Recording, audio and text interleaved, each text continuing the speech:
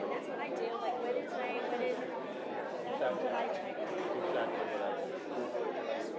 Oh, good point. I'll be right behind you. I don't know who's.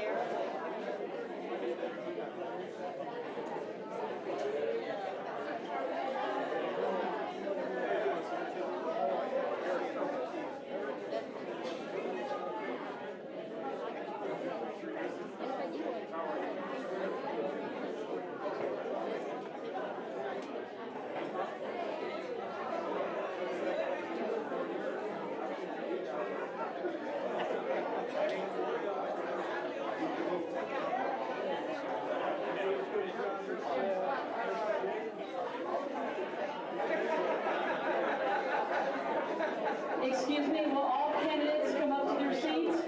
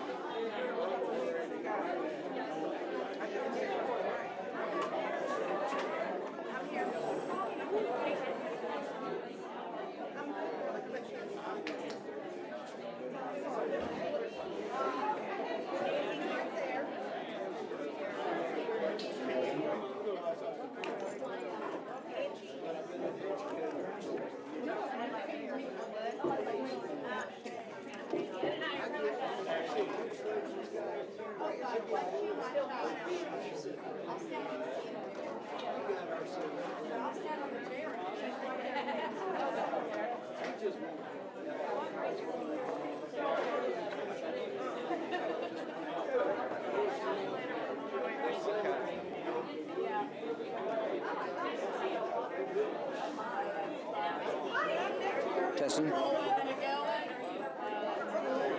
Testing, testing, testing, testing, testing, testing, testing, testing.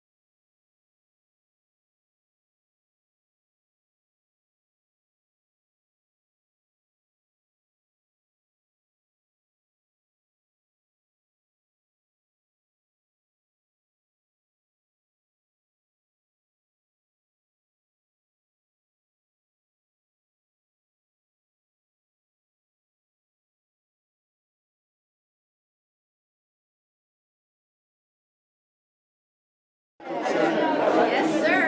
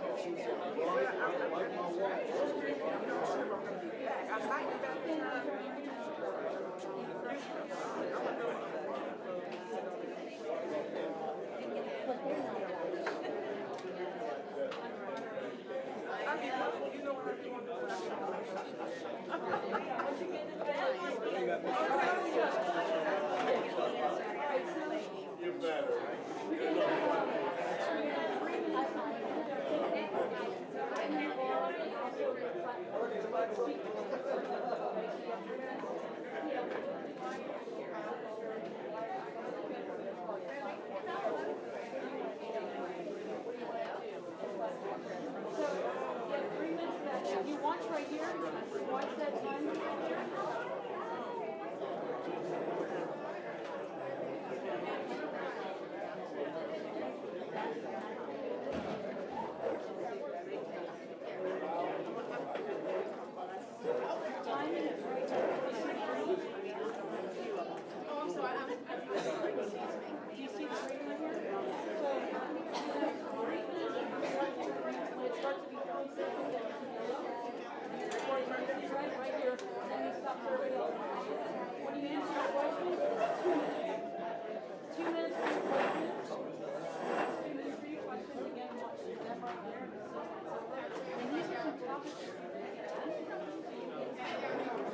There's some time for us. Thank you so much. Now, these questions that I've been asked.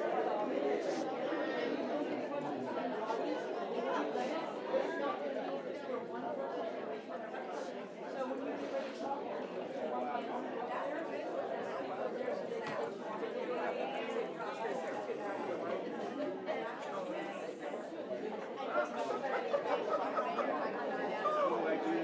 that's right.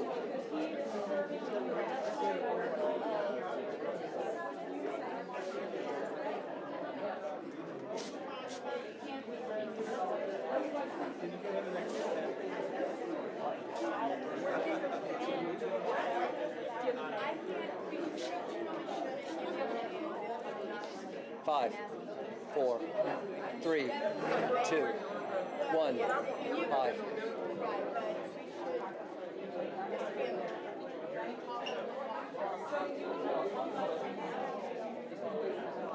But just watch our timers. You can just stay there is not, the mic is not moving. So that's our problem. What I need to do though is when we get back.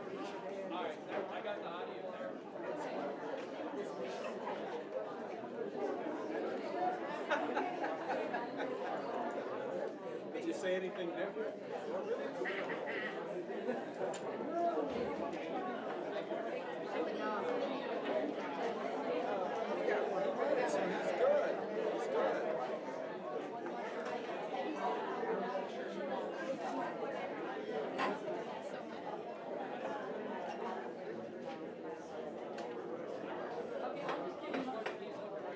I'll just give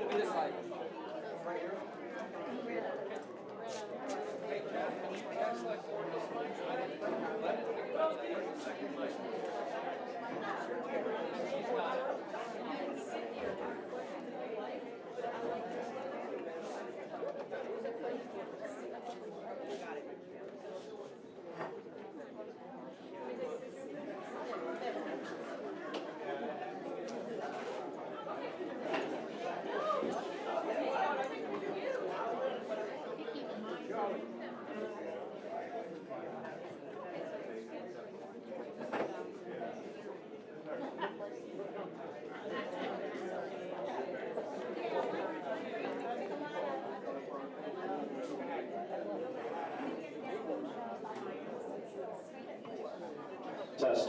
2, and 3.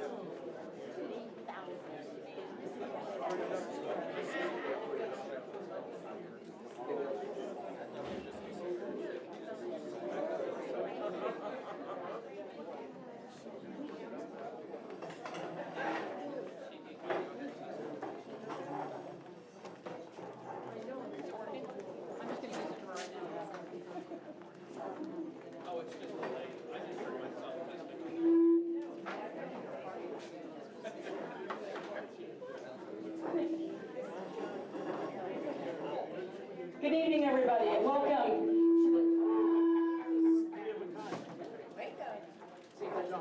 Test. That good? Welcome to the DCBA Forum. Tonight we're going to be listening to people from the school board and the city council for Denellen. The county commissioners were going to come, but unfortunately they had another commitment before we decided to have this forum, so that's why they're not here today, so we apologize for that. My name is Joanne Black. I am actually on the DCBA Board of Directors, and I'm also working for Habitat for Humanity, and I'll be your moderator today. Let me just explain to you what we'll be doing. The committee has come up with some questions, very general questions, that we'll be asking the school board candidates and also the city council. Even though we have some that's there already, they're candidates, and some have already been put into that position, they're still here to meet you and get to know you. Then we're going to be taking, after we ask these questions and they answer all your questions, they're going to be taking questions from you, and they'll be vetted, and then we'll be asking them either to the school board or the council. Everybody has the right to answer that question. They do have a time limit. They have been advised of a time limit, so it can continue to go and flow. This is your way to get to know your candidates. So please, if you have any questions, go back. Annette, raise your hand. Go see Annette. She has a piece of paper for you. Write your question down, and then she'll send it up to us. All right, so we appreciate you coming. So we're going to ask everybody to do a 3-minute introduction. They're going to tell you where they're running, what they're running for, what district they're running for, or what seat they're running for, and pretty much what their platform is. And why so they'll have 3 minutes to do that, so you get to meet your candidates. And then when it's time for voting, you can vote for the one you wish. So without further ado, we're going to go ahead and start. And we're going to ask the school board to go first. And so we're going to ask Ms. Kelly to be the first one, and we're going to go down the line as we go. And she'll have 3 minutes to talk to y'all. Welcome. Good evening. Hi, my name is Kelly King, and I am running for Marion County School Board District 5. I am currently the incumbent. Many people are curious where District 5 is, and the schools that I represent are North Marion High School, North Marion Middle, Spar, Anthony, East Marion, Fort McCoy, Pheasant. So I am the northern area. Even though I represent the northern area, as a voter, you will be allowed to vote for every school board in every district.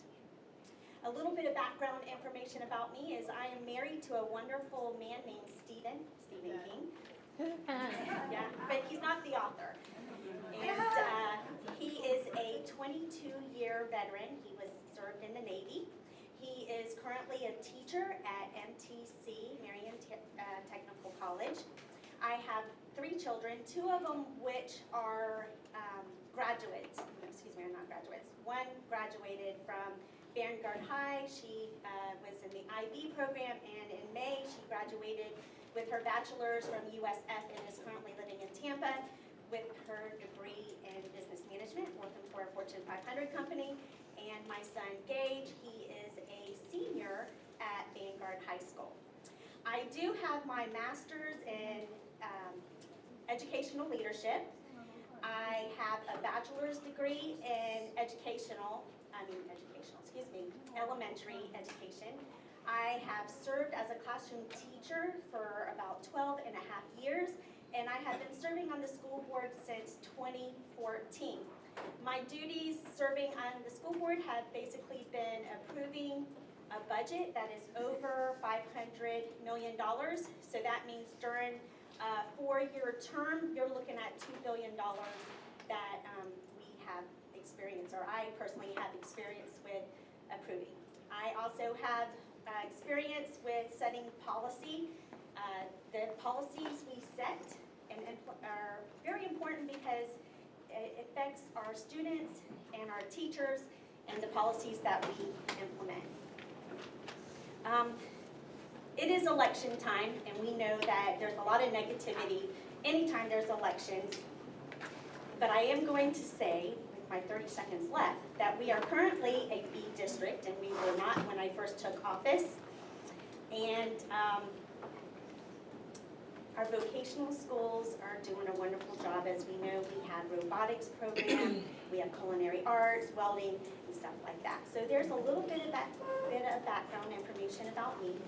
And my slogan that I used on my first term, and it still stands, is priority to the students and commitment to the classroom, and I have delivered on that. Thank you.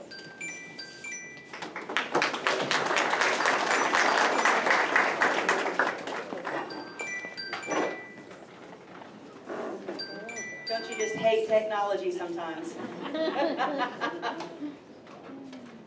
Good evening, I am Sheila Arnett, and I am running for District 5 as well. As Mrs. King said, District 5 is the north part of the county, so it's basically everything from State Road 40 north, but we vote in Marion County at large. So you vote for all 3 districts that are up for election this time. So a lot of people, the thing I've been asked the most since the primary is, why are you all still running? Well, a nonpartisan race, when there are 3 candidates, one candidate must get 50% plus 1. So all 3 school board races, none of us got 50% plus 1, and so we are now running, the top 2 are running off in November.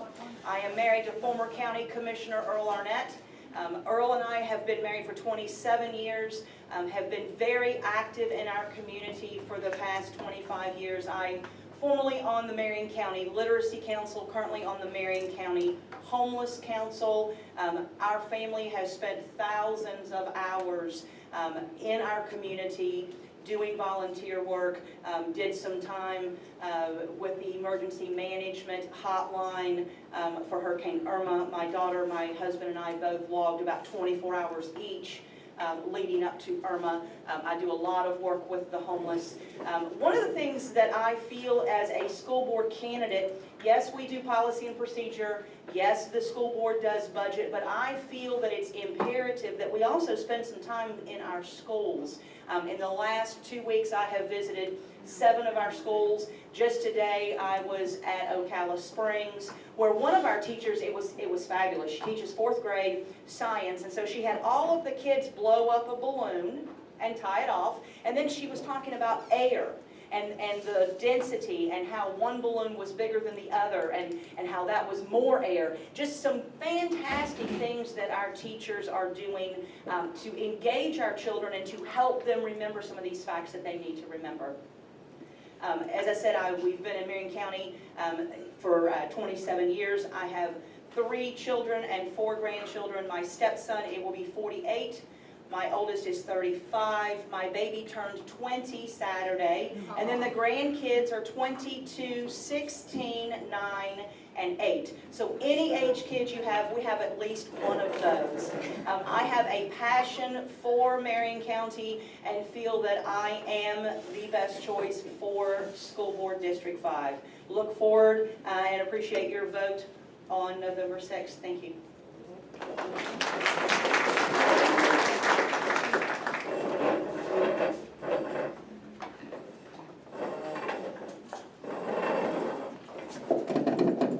I'm a little bit taller. Good evening, everybody. Hello. It's so nice to be here in Dunellen, and thank you so much for coming out tonight. My name is Nancy Thrower, and I'm running for Marion County School Board District 4. And I'm running for District 4 because I've lived in District 4 and worked in District 4 for 14 years. I've been in Marion County almost 30 years. And so I'm very familiar with District 4. It is a tough district. This is my 21st year working with Marion County Public Schools. My focus has always been special needs students, the underdogs, kids that have needed that little bit of extra to be able to be their best. I'm married to my wonderful husband, Fred, and we have 3 boys that are all graduates of Marion County Public Schools. One of them is living and working his way through college in Orlando, so we're very glad that we're not having student loans on Fred Jr. Our middle son has never met a student loan he didn't like. He is a senior. He's a senior at Ole Miss, but he's majoring in accounting, so hopefully he'll be able to pay them off. And then our youngest, Sam, just graduated from Westport back in May, and he is at Florida Atlantic University, and we just took him down there in August. So yes, the empty nest syndrome is real, and it made me also realize even more that I'm ready to take my passion to a wider stage, take on some new challenges, and District 4 is the definition of a challenge. We have Evergreen Elementary, which I know you've heard a lot about. We have Oakcrest Elementary. We have Hillcrest School, which is all kids with significant special needs, ages 11 through age 22. We also have Maplewood Elementary School, Fort King Middle, Vanguard High, Ward Highlands Elementary School, all of student services, which includes our psychologists, our social workers, our behavior support team. So it is an incredibly active and challenging district, and I really look forward to continuing to build the partnerships that I've worked so hard to build over the last 30 years being in Marion County. I adore working with Marion Therapeutic Riding Association, the Agency for Persons with Disabilities. I always have my eye on what's next for kids. It's great when they graduate from high school, but what I really focus on is what's next. And that's so important and why I'm such a huge advocate for vocational training.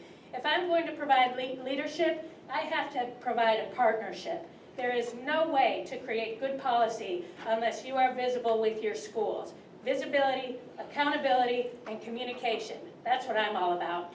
So please remember to vote for Nancy Thrower, Marion County School Board, District 4. Thank you.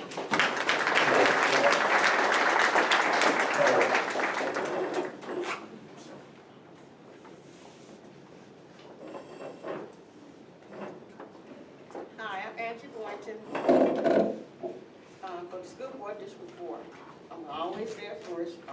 Before I had a stroke about 2 years ago, almost 2 years ago, and so talking was going to be different sometimes. Yeah. But you all know that I had with that stroke, one of the teachers came and she said, you know, Ms. Boynton, we really love you, and our students want you to be back again. I said, I'm going to come over and I'm going to therapy for you too. Believe me, with that therapy, I was okay, but with my teacher, I'm doing so much better. So thank you. I'm the vice chair of the Marion County. I'm also a candidate. I have a business. I'm from Ocala, Florida, Forest University, and another online college. And I'm here about education. I believe in experience and leadership and prove the results. Now, as I bring leadership, I am a certified school board. Remember that you have to go about 40 hours courses to be information about school board. And I did that. And when I did that, I began to understand to be a school board is different from what anybody would even just think. We know about the budget. We know about policies. But there's so many different things. The law. And so that is why I became to be a certified school board member. Because I wanted to make sure to be the best, not for me, for our teachers and for my students. Because the students were always asking different questions. And as they give me questions, I had to say, if I didn't have that information, I wouldn't know what we were doing. I will tell you about a turnaround school. That's one of my ideas I thought about that I didn't. I went up to Tallahassee, a turnaround school. I don't like that. That's me, and I will tell you the truth. Because I believe that every child, every school, in elementary, middle schools, have to feel they need to feel they're very, very good. If they close any elementary schools, what are we saying to a student? will tell me the truth, nothing. By the time you close one of those schools, and I went up to Tallahassee, and I began to understand, and I asked them one thing, it's okay to have a turnaround school, only when they're in high school. I would think that because I believe that our teachers are doing very, very good where we can. I'm gonna thank you for that, and you want to vote for me. Thank you.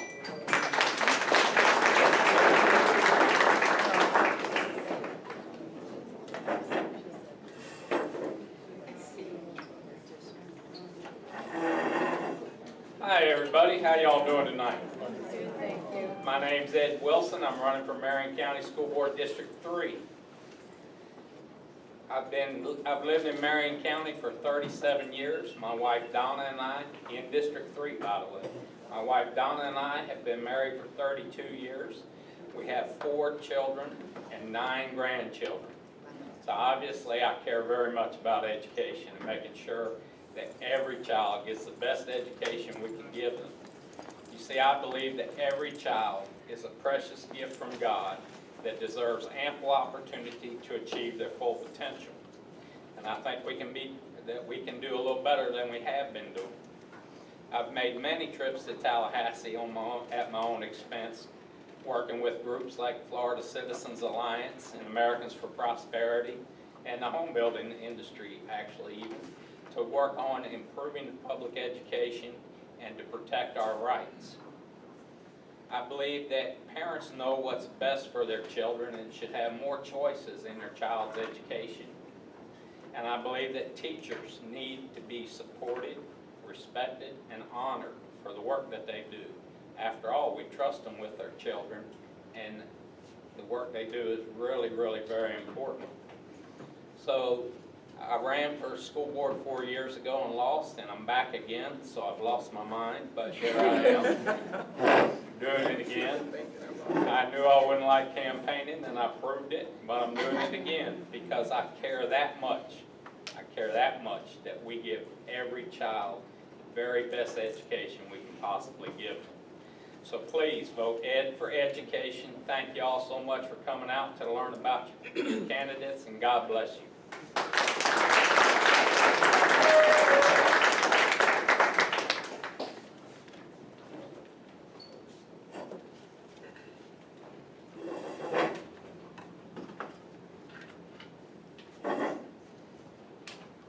Good evening, everybody. Good evening. One more time, because thank you. I am a Baptist preacher by trade, and we believe that when we say something, somebody's going to say something back. And in the Baptist church, they say amen, which means they agree. So I'm here tonight. My name is Reverend Eric Cummings. I'm the pastor of the New Zion Missionary Baptist Church in Ocala. And however, for the past, since 2007, I have been in District 3, Dunellen, in some form of capacity as a community activist, as a pastor, as a resident. And I just want to run for Marion County School Board District 3. I am married to my beautiful wife, Lisa Cummings, over there. Wave your hand. we have 6 children. 2 of them that just graduated this past year. One of my sons, Eric, over there with the Forest Wildcat stuff on. That is graduated from actually Hillcrest, where Ms. has worked with him. And then I have another son that actually graduated from Forest High School. 3 grandchildren. I'm running for Marion County School Board District 3 because I feel that I'm the best person for the job, because I know the issues of the people in District 3. There are so many issues that I've gone to the schools and talked to teachers and talked to principals at Dunellen High School, at Dunellen Elementary, at Romeo, and talked to those parents and talked to those teachers about some of the issues that we're having with our students and with our teachers. Oftentimes, those of us who have gotten to a point where we don't have any kids in school, we don't pay attention to the things that are happening in the schools. But I've been one that have been involved. I've come to see that our Marion County School system is a great school system. However, we've been dropping the past few years. And it didn't just start with this administration, it started prior to this administration. And we've dropped from 57 to I think 61 in the past few years. There's only 67 school districts in the state. So as you can see, we're headed to the bottom. I'm running on a simple 4S strategy platform. 4 simple S's. The first S, safe schools. We must have safe schools if our kids are going to be safe, our parents, our staff are going to be safe. Kids can't learn in an environment where they feel unhealthy. Second is support for our students and support for our parents. We have to make sure that they have the proper resources in place if they're going to be successful. But then the third S is support for our teachers and our staff. Every employee of the Marion County Public School System is an educator. Whether it's the first person our kids interact with when they get on the bus, or whether it's a lunchroom lady. We have to make sure that everybody feels that they're a part of educating our school system. And then the fourth S is simple, smart spending. We have a $500 million budget, and we need to make sure that we're spending wisely, that we're using it for the best interest of our kids. Eric Cummings for School Board, Marion County School Board District 3.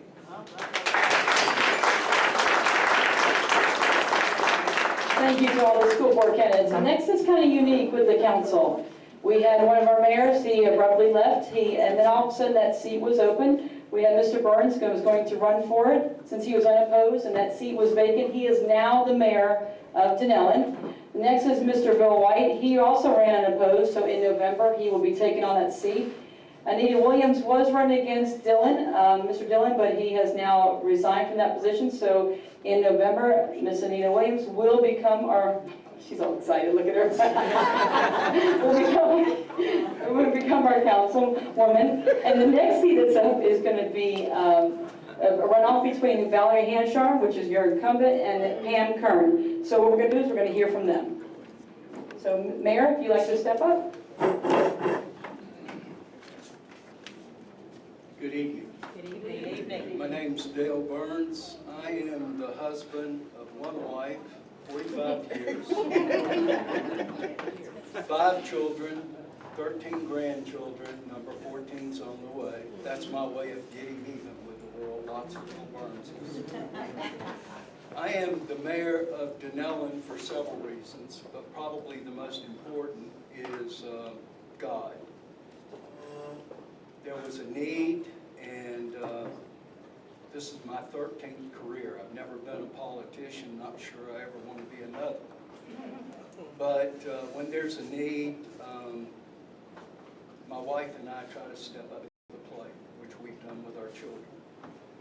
Second, my education, I have a master's degree with my major in organizational management. My master's is in human. So, and I'm a people person, and I want to be one of those council women who listen intently to the people in the city of Dunnellon.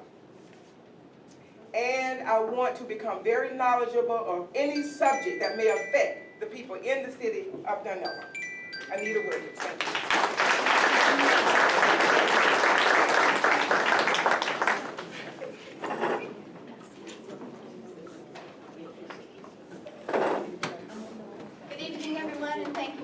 This evening. Appreciate everyone putting this into their day. I would like to introduce myself. Hello, my name is Pam McIntyre Kern, and I'm married to Charles McIntyre for 34 years. I'm asking for your vote to be our community's representative on the Dunnellon City Council, and that would be for seat 4. I'm a Florida native, and I've been a resident of Dunnellon for over 5 years and been actively involved in the city during this period of time. I currently serve on the Marion County Board of Adjustments, and that's overseeing variances for our entire county. My previous community service was in my hometown, which is St. Petersburg, and where I served on the Planning and Zoning Board, the Land Development Board, the City Charter Review Board, and I was also at Pinellas County, Garnion, and Lytton. I see Dunnellon right now is changing. And as a community, we need to make different and wise decisions for our future. First and foremost is smart growth, and everyone says, well, what is it? In my opinion, this should start with the historic district, which I feel is the heartbeat of Dunnellon, serving as a destination to be pedestrian friendly and one that encourages business diversity. We can achieve this and still keep our small town feel. We also need to be fiscally responsible. There's been much discussion on the parking within the city, and we have options available that do not include $100,000 price tags. I've heard from many people, businesses and citizens alike, and who are not in favor of the parking meters. There is also concerns from citizens that future parking locations do not fit in the city's overall ambiance. There's also a problem with the city charging at this time, right now, businesses a monthly fee for using public parking. And with the base of our city government being reduced, and by that I mean we let go of the fire department, and we are selling off the utilities, should be closed at the end of October, we should analyze our current city functionality and propose solutions for moving forward. One way to do that would be to re-examine the city budget and the staff responsibilities and the pay scales to be in line with cities of similar size. In summation, I intend to represent you and be your voice. I have no personal agenda whatsoever except to be your voice in the city. We need to respect the constituents and the business owners' views and their concerns. We need to bring the community together with a common vision for the decision makers. I hope my views and ideas align with what you want our city to be. We need decisiveness, not divisiveness. And if I could thank real quick the Chamber and Business Association, the American Legion, and all the volunteers that put this event together, and especially the citizens that showed up this evening. Thank you very much, Pam Kern.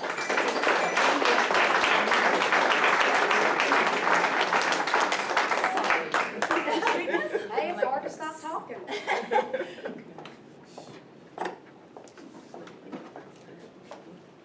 Good evening, ladies and gentlemen. I'm your Dun City Councilwoman, seat number 4, Valerie Porter Hanchar. I started back in the City Council in 1997 when I ran for office. My father, who had also been a City Council member and the mayor of Dunellen, was able to swear me in.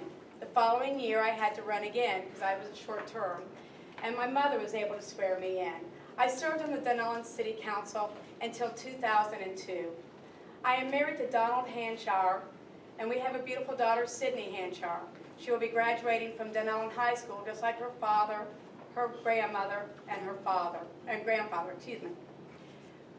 The reason why I run for the City Council and why I serve today, since 2016, is nothing more but for my family, for your families.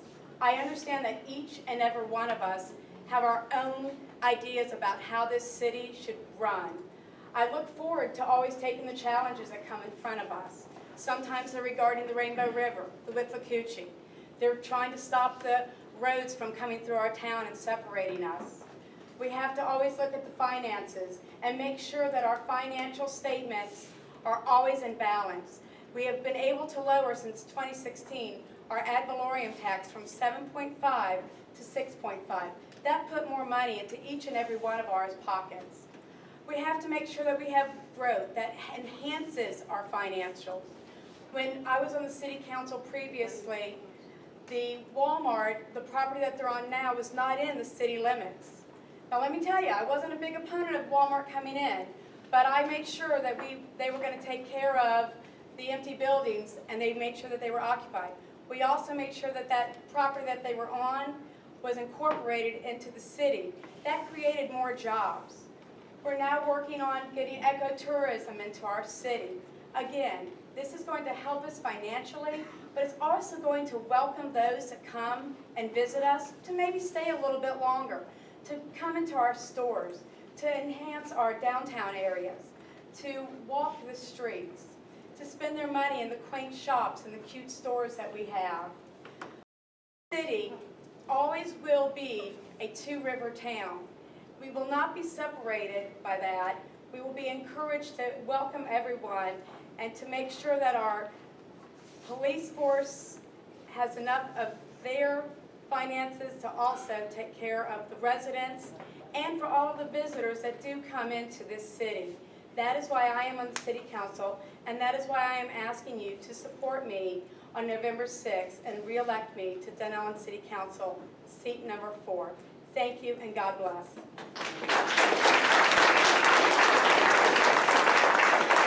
Thank you to all the candidates for the City Council. Next, we're going to be asking the school board some questions. They can elect to answer the question or not, it's their choice. And they'll be giving 2 minutes to answer these questions. So the first question we have for you, what are the current challenges facing our schools today? I'm just going to put it right in the middle and y'all can just choose and fight over it. Just chose to put it right in front of me. And you. Okay. It's up to you. You sit or stand. It's up to you. Yeah, I'll stand. They're your friends out here. That's right, that's right. So the challenges facing Marion County Public Schools are similar to the challenges facing many public schools across the United States. The way I see it, because I work with special needs kids, I've worked with kids that have struggled the most, and there seems to be this false narrative that every student should be college bound and that's the only way for them ever to be successful. And I look over at my buddy Eric here, and hi Eric, incredibly successful graduate of Hillcrest School. And Eric is walking his own path and deserves all the dignity, all the respect, and all the opportunities of a student that that's in Harvard. And thank you. And we accept every student that walks through our doors in the public school system, and that's what makes us unique. And whether they struggle or not, we still keep them. And we do our best to provide them an education. Like I said earlier in my opening comments, it's about taking the next step. So I am very strong on providing an array of graduation options and programs for all students to be successful. We do a great job preparing kids for college in Marion County Public Schools, but what we need to focus on more than ever is our vocational training. We have so many jobs, so many trades where a 2-year degree will be plenty or a technical degree, and we have to get back to making sure that our students have room in their schedules to be able to take the classes they need to be successful when they leave us.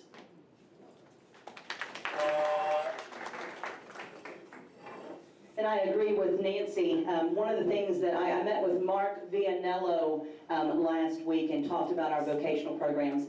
Thank you for all of you that voted yes on the referendum again, because that referendum is making a huge difference in the vocational programs that are being offered in Marion County. There's a new thing that's happening called the Career Choice Academies. There will be a Career Choice Academy in each and every high school by next year. The Career Choice Academy that will come to Dunnellon will actually be the Power and Energy Academy. And so the collaboration has happened with SECO and with Duke. SECO has donated all of the poles and the lines for the lineman students to be able to learn how to climb a pole. And Duke Energy is actually going to come and install those. So great collaboration with those groups. We as a district, in April won the Innovative District from the International Center for Leadership Education. We were only 1 in 10 in the entire country.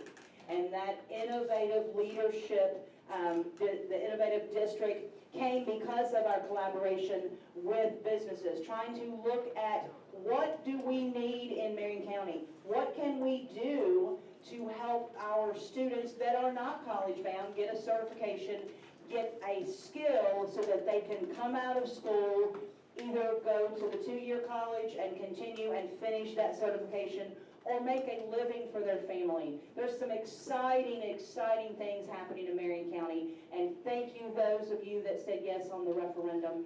It is making a difference in hundreds and hundreds of students in Marion County.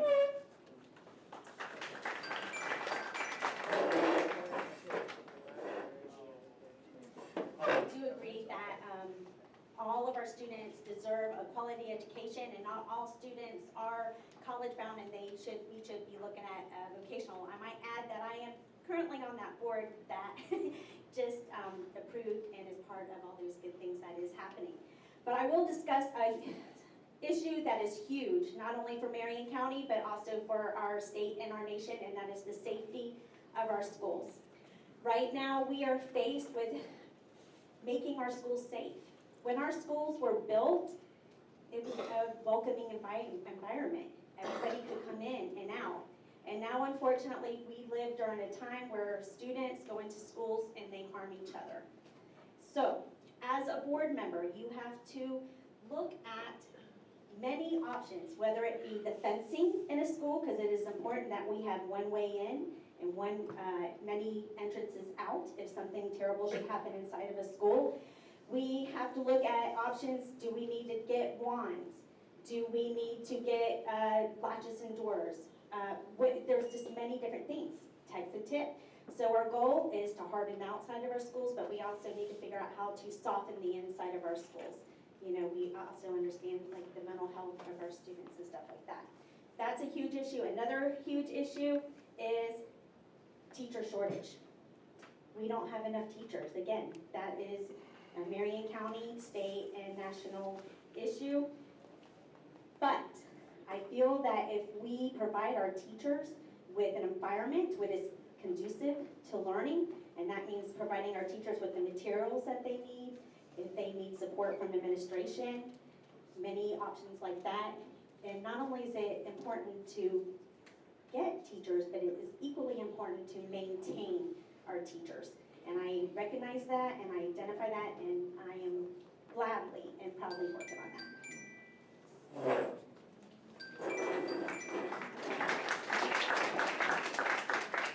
Thank you for those, I believe that.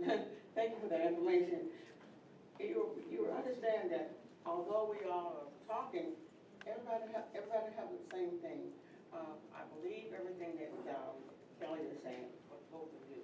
But for me, because I look at our students, and I begin to say, for the estimates, the test that they have to do, the standard assessments, and those are the things I think right now. You will see right now, last year, I was looking for all the information for the assessment. And you begin to say, well, Everett, I was going for F again. Well, I began to say, but guess what? Those children really had done everything they could do and do better. But what happened in Tallahassee, guess what they do? They changed the test where it's supposed to be at, and they go higher. And by the time you get those, every time you change the test where it's to be, the score would be at, then that score will still be where? In the air. You see what I'm saying? And so those are the things that and that's my big bag right there. So I want to go to Tallahassee and, and tell Tallahassee why we keep changing that test around. And why do we really need it? And realize that I looked around and that even Bill Gates stopped it from all of that stuff. Why?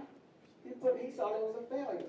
It was a failure when he said that. And as it became, he took about over, I think it was almost $6 billion, almost $1 trillion for him to put all that down, and then he changed it because and stopped going no more because he knows that these assessments, which is a part of the Common Core, and that's where.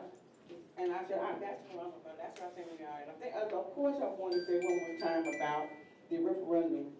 Those are really things. The other thing is our facilities, like our portal. If I went over to one of our schools and they were asking me about the schools, yes, we have schools, but too many have what? Portals. And those are the things that I'm about. Thank you. Hello, friends. My name's Ed Wilson. I'm running for Marion County School Board District 3. And of course, I agree with school safety. That's so basic. Everyone on our school campuses needs to know they're safe all the time. And it's a terrible, terrible shame that our society is to the point where we have to back up to something so basic. Okay, so absolutely. And vocational training, school choice, parents' choice, absolutely foundational. The testing is a problem. It's not only a problem for our students, our children. Teaching to the test can't be any fun. Learning to the test is no fun. But also our teachers can't pass the teacher certification. So the testing is really a problem at all levels. And I've already been speaking with our state legislators to put that on their radar so that they'll be paying attention to that. So that we can make a difference, that we can start that, because it takes time in Tallahassee to get them thinking.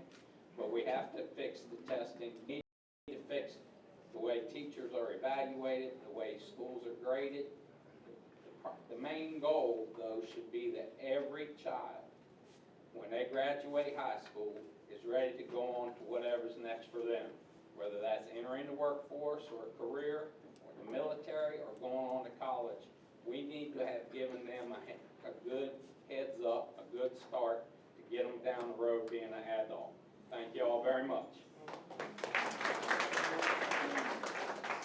I believe that the question was, what are the challenges that are facing the Marion County Public School System? There are many, we can't sugarcoat stuff anymore.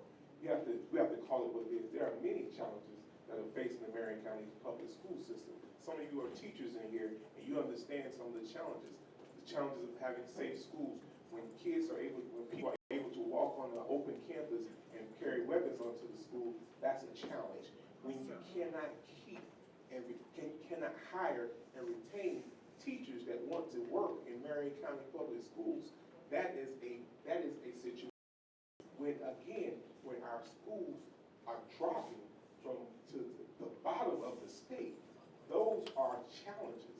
The challenges of not being funded properly, where we can get everything done, because let's face it, we're going to be in a budget crunch because of the fact that safe schools and the law has required that we have SRO officers in our schools, and we need to make sure they're properly equipped so that they can protect our schools. But not only do in having safe schools, we need to have SRO officers. I'm a law enforcement officer. Ms. Black is, Chief McQuaid back there. They understand that you harden schools by taking care of making sure you have a secure perimeter, and then you move inward. And once you get inward, then you have to have some single points of entry, and then multiple points outward.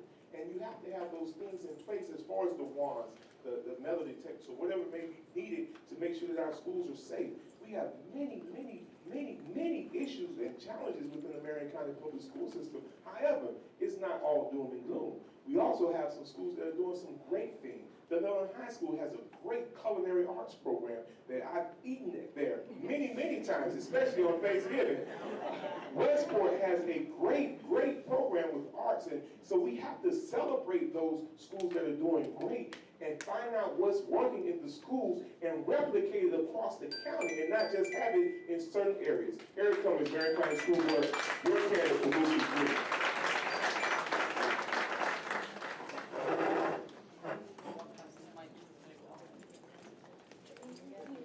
Oh, we didn't forget you. Lighting up the bit here. All right, we have to hear from our council. You have to hear from our city council.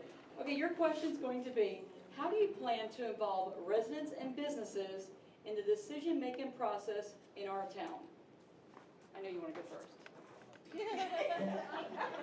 The thought that just came to my mind when you said that is to speak with individuals in the community and get them involved. I would build on what Anita said, and also to create some sort of a visioning committee or committees that are more specific, where you could say this committee would be in charge of a downtown special area, that they would recommend things that could be done that would improve it, and different parts of the city that need improving, and then have them come together and have a vision come together for all different portions of the city in order to have what the citizens want and also what the business owners want, because they're a big part of it too. Thank you. Hi, Valerie Hanshar, Belleville City Councilwoman. It's always been a plan. It's always been hard when you go to your meetings and you sit there for 4 or 5 hours, and there's 1 or 2 people in the audience. It's always been the plan of the council to want more involvement from our citizens, but it's not just coming to the city council meetings and speaking and hearing what we're doing. It's also getting involved by the residents and the business owners going into, like she was saying, the historical district and joining and trying to get onto the historical board that's already done, getting onto the CRA boards. We had to actually get rid of one of our boards because we could not get participation from those that had been assigned to those boards. So it is encouraged and it is wanted by your council to have all views and statements made so that we can have the whole picture. But it's disheartening when the boards are having to be dissolved because we can't even get participation. But we need to encourage them by maybe explaining to them what the boards do. I mean, I was on the Rainbow River Advisory Board back before I ever was on City Council, Code of Enforcement, Board of Adjustments. There are just so many boards that you can be on and that can help the citizens and help the City Council members make wise and smart decisions that are truly what the citizens of Dunellen want. Thank y'all very much.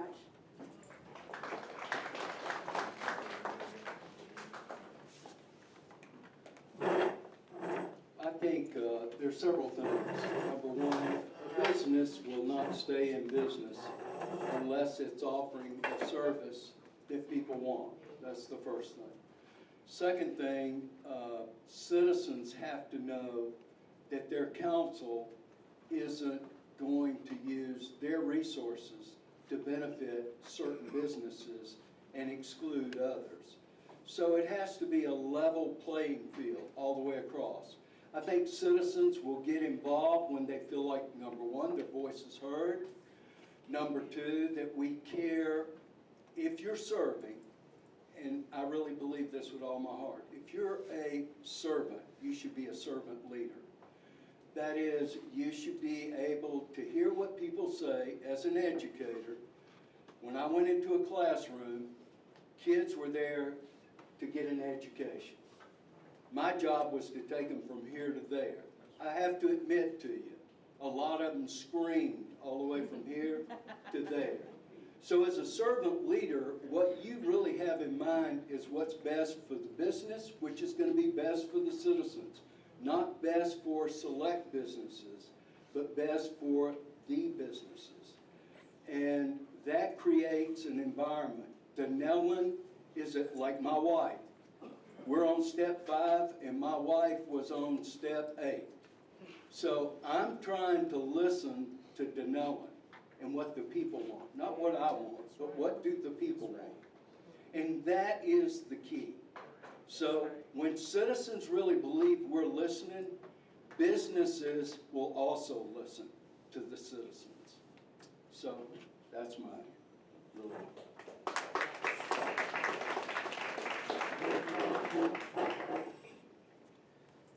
This council that is going to come together shortly is a real opportunity to bring in a lot of new ideas and a lot of new blood. We have a new mayor, we have a new councilwoman here, I'm new, and we have a contest at the end of the table there. We don't know how it's going to shake out, but for sure, 3 of the 5 people on the council are new. It's 60%. That's the majority right there. 60% controls the city. If you get 3 votes out of the 5, it passes. So that's really, really exciting. It's kind of daunting. I have to admit, being a first-time councilman on a council that has so many newbies as myself, I was planning on being the only newbie and grabbing on everybody else's coattails and learn, so we're going to all be on speed dial. But what I particularly like with the mayor right here, he's a former educator. I'm a former educator. Right there, there's 2 people that have been trained to listen, help, learn, assist, and give of themselves sometimes even when it's not necessarily convenient. It's kind of why you get into teaching. You're a different kind of person. I'm kind of excited having 2 of the 5 people on the board being educators.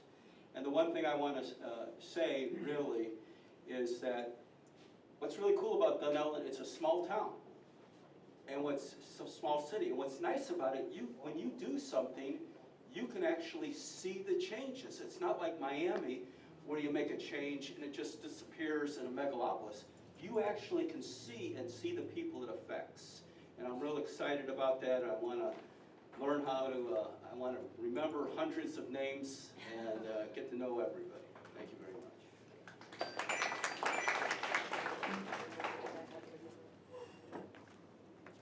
Stick with the council because it seems like everybody loves listening to them. Your next question is, do you feel the city charter needs to be updated? I'll start with the mayor on this one. I heard the word newbie. The good thing about being newbie, as a penny, you usually shine. So for me to address that, I'm right now, I'll be honest with you, I'm trying to put my arms around so many new things to run a government that I would have a new charter. I really need to put my arms around the charter that we're working within right now. And I'm not a person to reinvent the wheel. If it's working, I want to keep it. If it's not working, let's create it. And other people have already done that work, small cities, other folks a lot smarter than me. So I've already reached out to other mayors, to other folks that have a lot to offer our small city. And it's amazing how quickly people will respond to you. If you show that, number one, you're listening. Number two, you are looking for their advice. So as your mayor, that's what I'm doing. I'm reaching out, trying to put my arms around what I do know, and there's a whole lot I'm finding out. At 70 years old, there's still a whole lot of things I'm clueless about. So.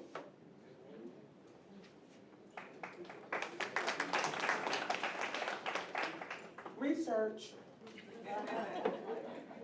Okay, well, as I had said that I was on a city charter review board, so I'm very familiar with city charters. And basically what we have right now is kind of a little messy.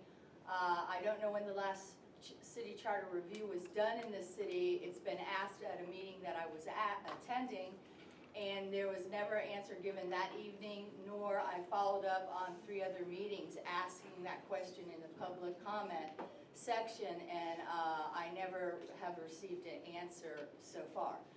But I have read the city charter. It still has that we have a city management government in there, which we voted out by referendum, and that's the only way you can change a city charter is by referendum. So it would be a very good idea, I think, to go through the city charter and see what's relevant now and what isn't, and then bring the questions to the council and to the public and to the businesses, because it has to go for a full vote by the people and in a referendum. So it'd have to come at a time when you're voting on anything else that would come before the city, as far as, for instance, you know, on November 6th, and when we're voting, that's when you would be voting on referendums, and that would be something that would be done at that time. Thank you.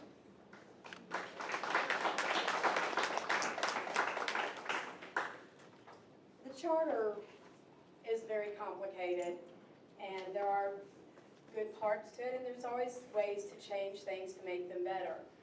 We did just have a referendum where we changed from our city council. They decided that they wanted to change the form of government that we were under, and so instead of using a a city, not a city administrator, manager, thank you, I think the big word. We went to a city administrator form of government. So that has been changed. If there are other issues, we're always happy to listen to them. And we do review them on a basis, and I believe it's every 4 years that we do review them. So it's always a great thing to look at better and new ways to do things, and it's always an encouragement. Thank you.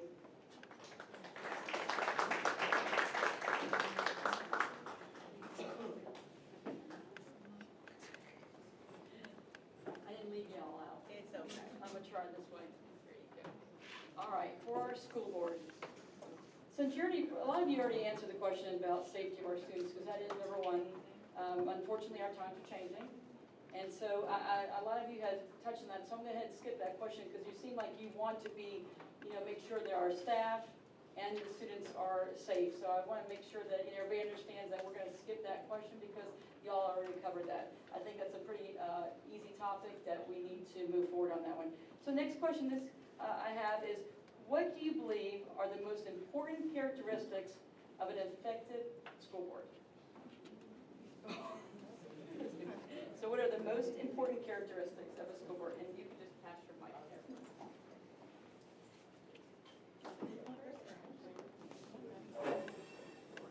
Hi, I'm Sheila Arnett, and I'm running for School Board District 5. The school board is tasked with the budget and policy and procedure.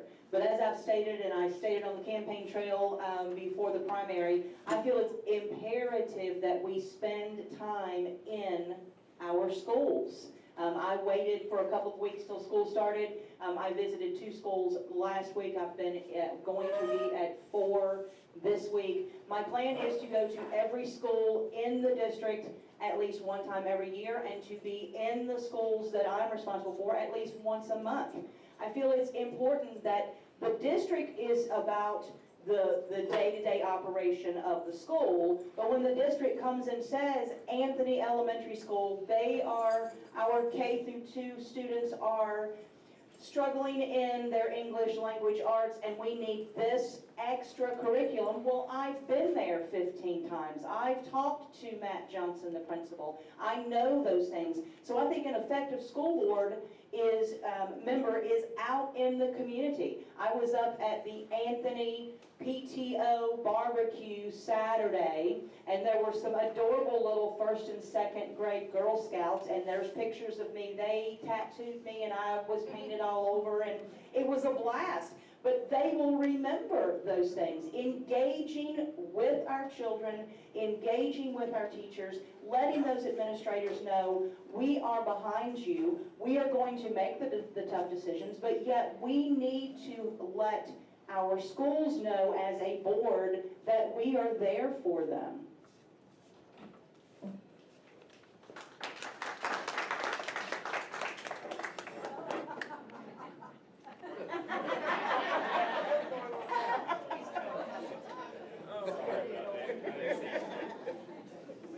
You sure? Thank you. Okay, so I think it's imperative, absolutely imperative, that we talk to parents and teachers. They know what needs to be fixed, and we need to hear it. What I see with the school board is that the administration tells the school board exactly what they want them to know, and very little else. We need to be out there in the schools, and we need to be listening to parents and teachers. That's absolutely critical. I also think that fiscal responsibility is huge. We need to make sure that your tax dollars are being spent wisely, and that means in the classroom. If we're going to do anything about the teacher shortage, part of that means we need to focus on the teachers, and we need to get less money in the administration and more money in the classrooms for our teachers. I think that's very, very important. So, policy and budget and all that stuff, but you better be able to see through the administration's big fancy words and lots of meaningless information and get down to the nuts and bolts and make a difference. Thank you all very much.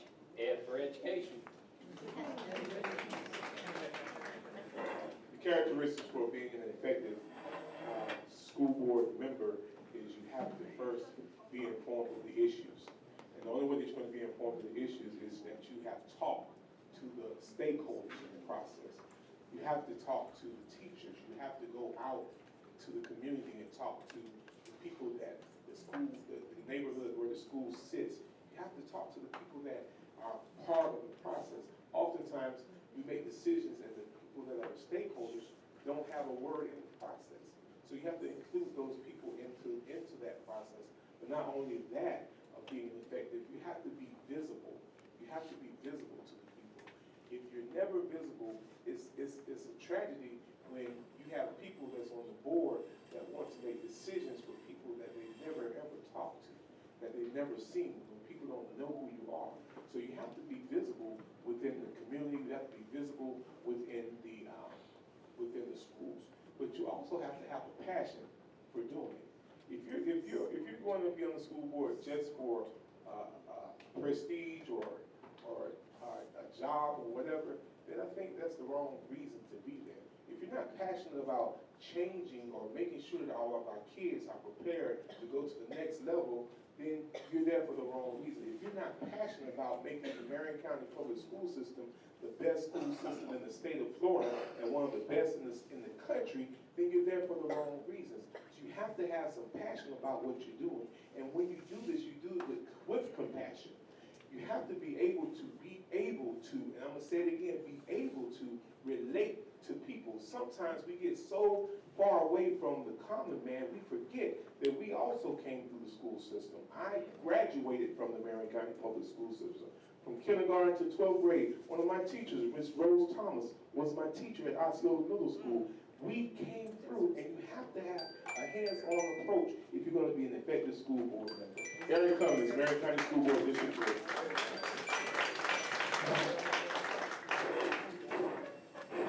Thank you. As a school board, I will have to tell you that the most important thing for us will be accountable, and also will be able to, excuse me, but because we're accountable for everything, but we're not, the only time you have to look at how many of us think that we have, that we can register employees, that the superintendent is employed. She's not. Because she's not here, we have to make sure that all those policies, our laws, policies, that we're doing all those things. If there's something for a teacher, then that teacher, they have a union and all those different things that they have to do.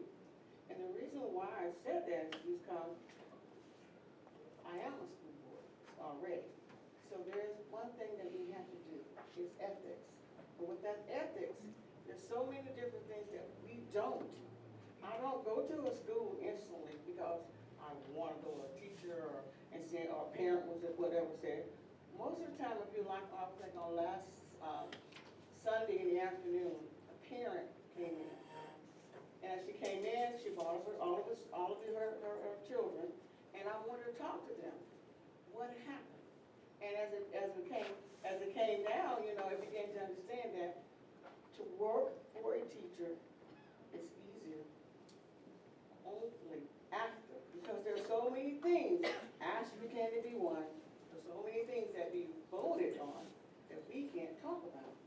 So as a school board, I'm just going to be a accountable person for our school board. Thank you.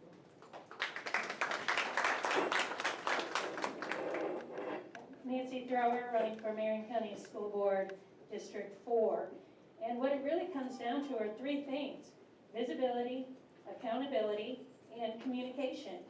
And if you have those three things in place, there's really no problem that you cannot solve or at least improve. And when I think of a school board member, having been in the district for 21 years, I think to myself, I want a school board that is the face, the positive face of Marion County Public Schools. And that includes the superintendent. That's where the leadership comes from. And how do you know how to lead if you don't build relationships with your schools? I don't know how one can really happen effectively without the other. And I think that that's what we've been struggling with. And you have to remember now, you know, I've worked my way up. I started as an ESE paraprofessional and then a teacher at North Marion High and then at the district level. And for 14 years I've been Hillcrest Schools behavior specialist. So I've worked with countless administrators, countless schools, countless families under some pretty challenging conditions. When things are happening that are really tough, that's when I get the call. So, and I have learned through all of this that when you show respect for each other and you're willing to listen and you help that person on the other side of the table understand that we're all pulling on the same side of the rope here. And we're here to represent everything that we want as a county and as parents and as business leaders. That's what we want. We all want the same thing. We want functional, contributing citizens, and our school board is the starting face of that, and we set the tone, and that's my plan. Thank you.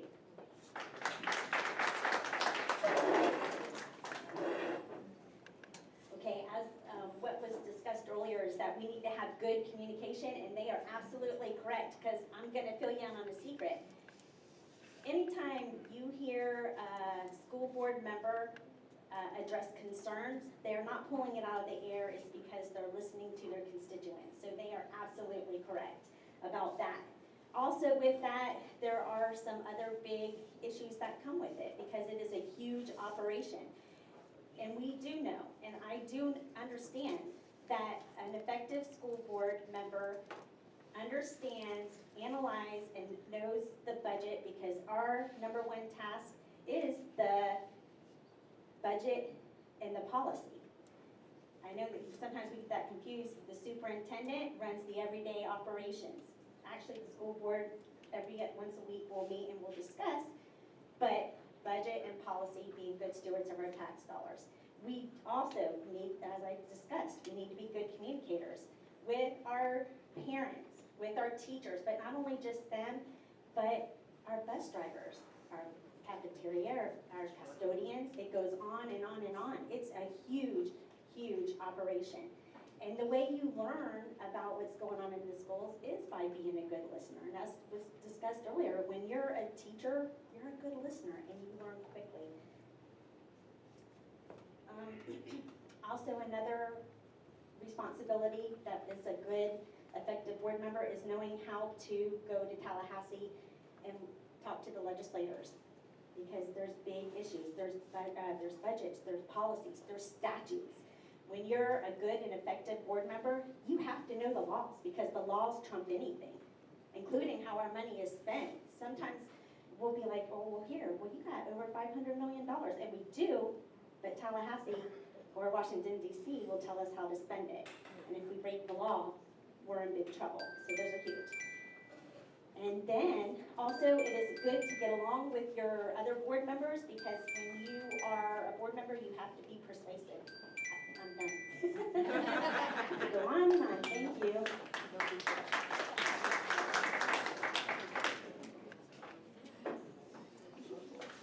Okay, our next question.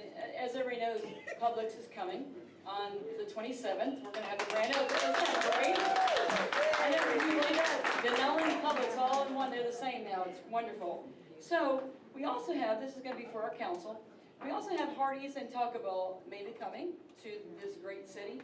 But we want to know, what do you plan to do to preserve our unique charm of Denellen while still supporting the residents and business growth? Because we need business to grow, but how are you going to keep our charm in Denellen? She's like, I'll take it next to you. I probably said you.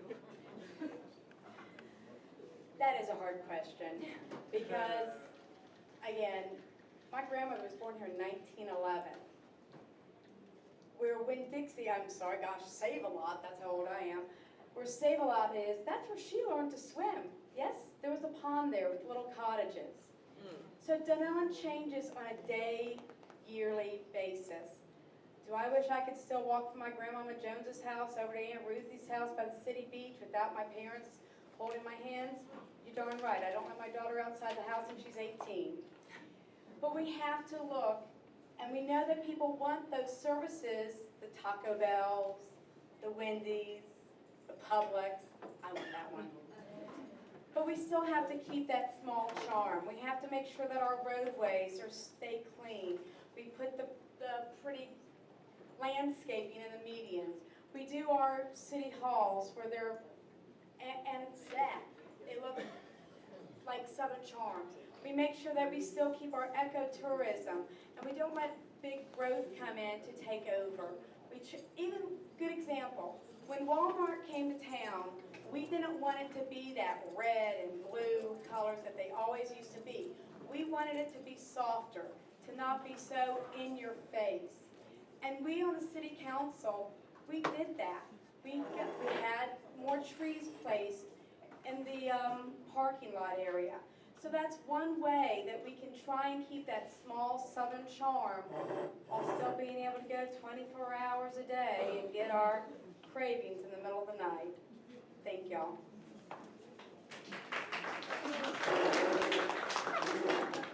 I think as Valerie said, you can't stop progress. Some things, though, you can plan for. And that's what I'm talking about, smart growth. If we can plan for the city to have a common vision on what we want, we can define that for developers also. And like she was saying, you can have the developers change a lot of things to fit in with your community. You don't just have to have, you know, their usual signs. I've been in many, many states all over the United States, and they can pretty much take what they have and make it more conducive to the surroundings that they're in, because they are going to come, they own the land. So, but to be able to work with them and show them what kind of a foresight, vision, and plan that we want to have for our community, they won't be so obvious and obtrusive, and I think that that would be a good way to start. But that's why I said you need to have a comprehensive plan that's going to address that everyone can agree on and that everyone feels comfortable with. Thank you.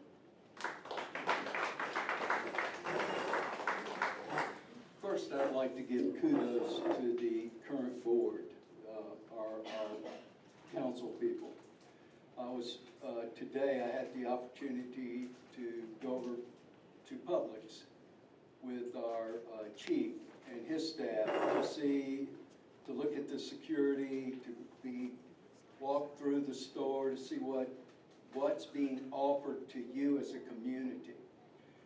What's exciting about that is because of the foresight of some of those on our council, that's what we're getting involved with now. I love what Publix is bringing to town. Number one, it's causing other businesses, I don't know if you've noticed some spruce up going on by other businesses, but they're actually creating an atmosphere where they want to be partners with you and I. Talking with the management and all, they're wanting to know what they can do.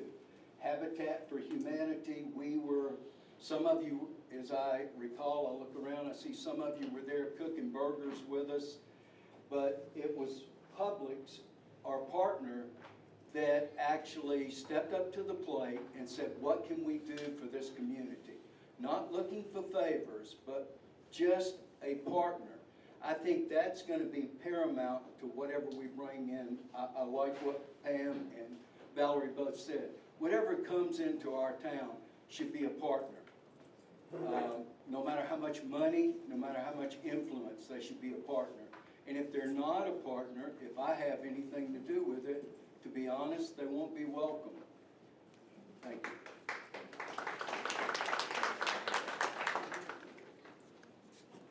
My wife is in the audience, Laura, right there. And even though we have lived in Dunellen now for a year and a half, when she saw that Publix sign go up the other day, she says, now Dunellen is my town. And I don't know what it is about women, but it seems like when you ask a woman, you never ask a man about a grocery store. That's kind of like, I don't want to go to the store. But if you say, would you rather do a Winn-Dixie or a Publix, it's a hands-down winner. There's just something about Publix that people like to go, and we're excited about it. But the main question was, how do you balance the old with the new? How do you have a historic district and mom and pop shops and little coffee shops and little restaurants, little Mexican places and Cuban places that we have that everybody loves? It's like a little village concept. I've been out west, Estes Park, places like that in the Rockies, where you don't even see fast food places. It's all just little shops. And that's going to be the challenge for us because we do have that. But the fast food restaurants and the franchises are moving our way. So one thing you can do is you try to keep those franchises in a certain area. You don't let them sprawl out and get in all over your town where they become direct competitors with the local businesses. Right now, it seems to me with Dunellen, most of our fast food places are toward that Walmart area, and I'd like to focus those sort of things to stay in that area and keep away from the direct competition with the historic district. There's nothing I enjoy more than a visitor coming and taking them to a local restaurant and letting them see the old-timey feel of Dunellen. That's where I always take everybody, and we should support that.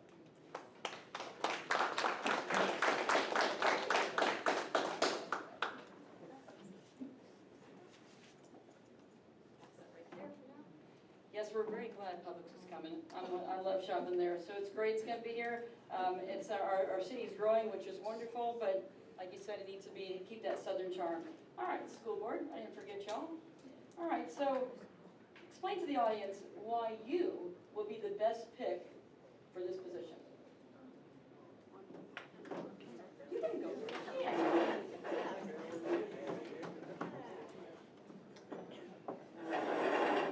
Okay, good evening again. My name is Kelly King, and why I will be the best pick for this position.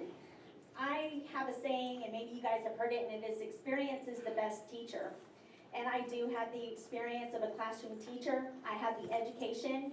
I have done my due diligence to have my master's degree in educational leadership.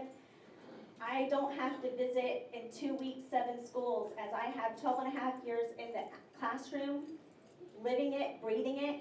I have been on the board since 2014. I've had to make those tough decisions. I've had to make tough calls. It's not always fun. It's difficult, and sometimes there's not always a right answer. But we roll our sleeves up and we tackle the problems and we move on. I also have experience of being a vice chair. I have experience of being a chair. Under my tenure of being the chair, I opened up dialogue with the city of Ocala, if you can reflect back. The school board did not get along with the city for about 7 or 8 years, and we, as the board, cost the taxpayers hundreds of thousands of dollars. And I made it my mission to open up that dialogue so we could communicate with them and move forward. And this past May, I was not chair anymore, but I did start the dialogue. We signed the interlocal agreement and we've moved on. We've built those relationships, and I did my due diligence with that. I am a respectful board member. I am knowledgeable and I ask tough questions, but I am always respectful and I put students first. That's my goal, students front and center. And again, as I say, priority to the students and commitment to the classroom, and I have a proven record to show that I've done that. Thank you. I am Sheila Arnett, and I'm running for School Board District 5. Of the people that were running in District 5, I was endorsed by the Marion Educators Association. They feel that I am the best choice for this position. I have been active in my community for over 25 years. One of the things when I was on the Marion County Literacy Council, the Marion County Literacy Council does literacy for adults.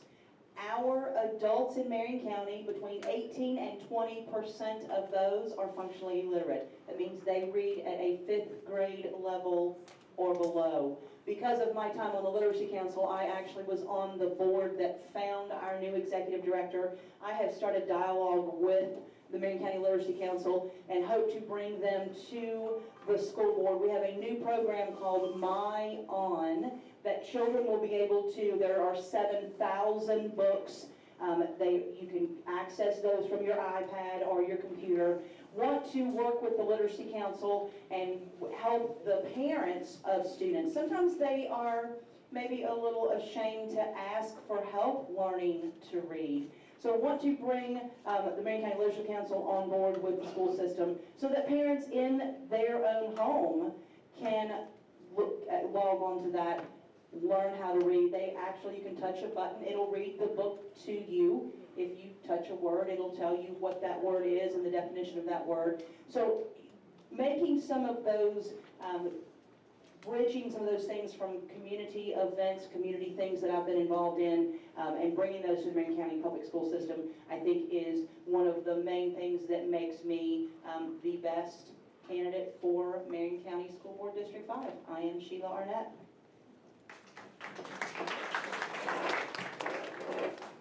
And I'm Nancy Thrower, and I'm running for Marion County School Board District 4. And for me, it's all about having worked my way up. I've worked and lived in District 4 for 14 years, and this is my 21st year working in Marion County Public Schools. There isn't much that I haven't seen. I've seen the good, I've seen the bad, and I've seen the ugly. And that's really going to enable me to get to the root cause of the issues that we are having. And it's easy for me because I'm passionate to ask the tough questions. Tallahassee, why did we only get 47 cents per student this year after getting money for school safety that's already earmarked? Evergreen Elementary School, why is that school zoned the way it is? Why do we have students going past high-performing elementary schools in their own neighborhood? Would you please help me understand this? And I think that when you approach issues in a kind and respectful way, with strong knowledge and deep commitment, you're going to begin to get some answers. And you're going to begin to get some collaboration, and you're going to then begin to get some progress. So my commitment is really to the kids, the families, and the communities of Marion County, because the tail wags the dog. And if our community schools, our public schools are strong, that attracts business, that fosters small business, that brings dollars back into our county that are then spent 2, 3, 4 times, before leaving us. So it's a big picture thing, and it's also a passion for me. I feel called to do this. I've dedicated my life to students, and especially those with the most special needs, and I'm looking forward to being their voice on the school board and the voice of all kids, really. Nancy Thrower, School Board District 4. Thank you. Hi, this is Angie Gordon from Marion County District 4. Leadership is all I always tell you about. But I also think that leadership begins when on the school board of the Florida School Board for the associate for all the school boards for our county, for our state. Let me tell you what I can tell you about. After that hurricane, and they called in Tallahassee, and I got the call, and I was like, oh my God, why are they calling me? I couldn't talk that well, but all of a sudden I began to talk. And they said, we need this information. Can you give me this information? And we need you to give the pictures. And I said, I can do that.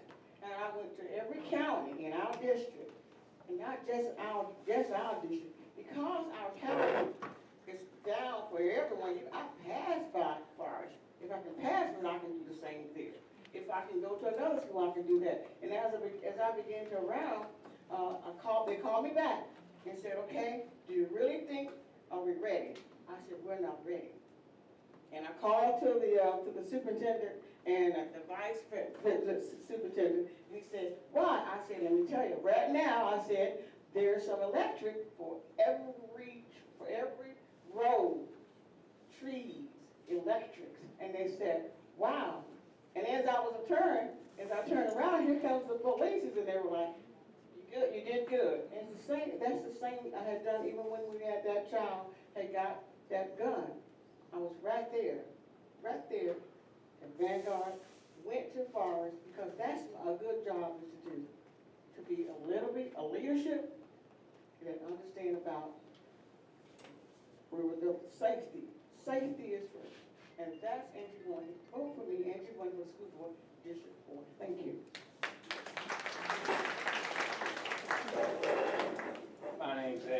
I'm running for Marion County School Board District 3. And I want to tell you that I have a long track record of making many, many trips to Tallahassee to work on improving education, all at my own expense. I've been to most of the school board meetings in the last 6 years, and I've worked locally to try to help improve our public education system here. All of the elected officials know who I am, and they know that I'm fair, respectful, and passionate about improving public education. So I have a long track record of working really hard to improve public education, and I'll continue to do so. So please vote Ed for Education. Thank you all so much for coming out tonight to get to know the candidates and be informed voters. That's very important. Thank you very much.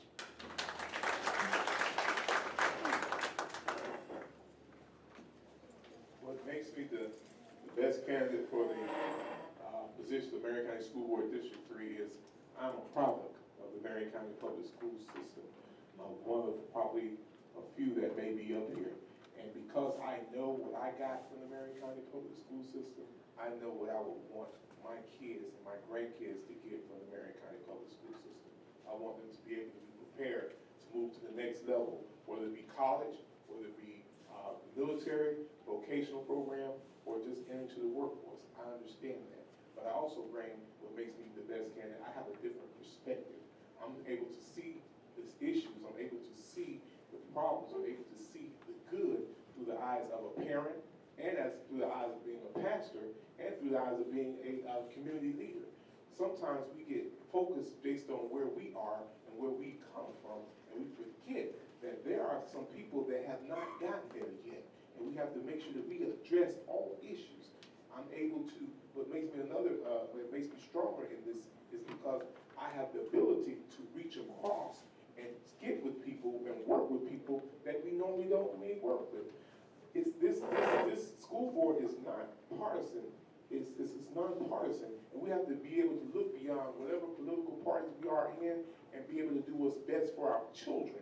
It's not about Republican, Independent, Democrat. It's about doing what's best. I have that ability to reach across and say, hey, we have some differences, but let's work on our commonalities. Quit worrying about the differences. And when you have that ability, you're able to get more work done. Oftentimes, people focus too much on their differences, and nothing gets done. We have to be able to reach across and say, hey, what are we going to do that's going to be best for our kids? Eric Cummings, candidate for Marion County School Board, District 3, your candidate.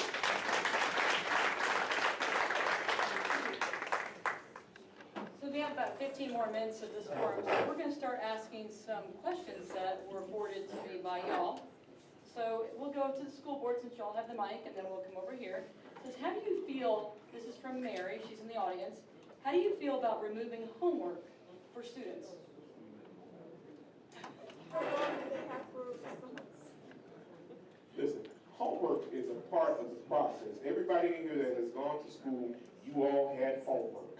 Whether you wanted to do it or not, we had homework. Homework is not just beneficial for the student, but it's beneficial for the parents at home to be involved in the process. When there is homework, parents know where their kids are at as far as, are they understanding the information? Are they working at the information? Are they getting it? And then with the homework issue, you have to make sure that it's a check and balance. It's a check and balance because homework is needed, because how are you going to assess, how is a parent going to be able to go to the school and say what my kid needs if they can't see any homework? So I'm for homework. I'm not for a whole lot of homework, but I'm for homework because it's going to help us to understand exactly where our kids are in the system.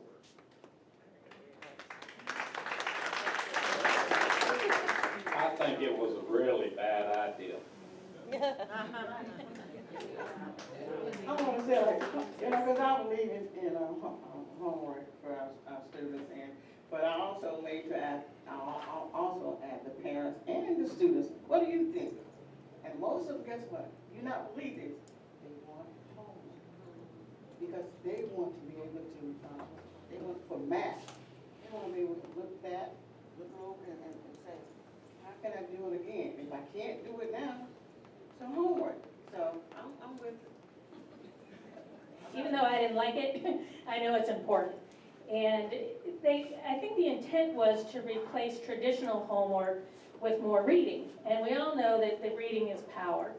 You know, in this life, we need to be able to read contracts so we don't get ripped off. I mean, there's just so many reasons to know how to read and know how to read well. So that's very, very important. And it's important to stress with our families to read with your children and have your children read to you and spend time with them. And appropriate homework is great. It needs to be the practicing, though. Kids should not be bringing home homework that they don't know how to do. Because a lot of our parents, newsflash, they work nights. And kids have to be able to do a lot of that on their own.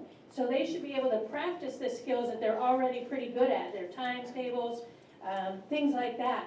And I think that was the intent, was to not overload families with homework and sending kids home with stuff they didn't know how to do.